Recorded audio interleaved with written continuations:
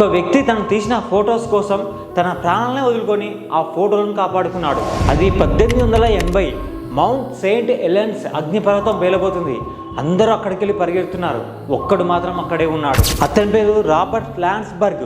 అతను ఒక ఫోటోగ్రాఫర్. అప్పుడు అక్కడ కనిపిస్తున్న అద్భుత దృశ్యాలను తన కెమెరాతో క్యాప్చర్ చేయాలనుకున్నాడు. అగ్నిపర్వతం పేలిపోయింది. అతడు ఆ అద్భుత దృశ్యాలను క్యాప్చర్ చేస్తూనే ఉన్నాడు. ఇక అతనికి అర్థమైపోయింది, ఇక నేను బతకను అని. అయినా చివరి క్షణంలో ఒక అద్భుత నిర్ణయం తీసుకున్నాడు. తన కెమెరాను కాపాడుకోవడానికి తన శరీరాన్ని ఆ కెమెరాపై కప్పేస్తూ దానిపై పడుకున్నాడు.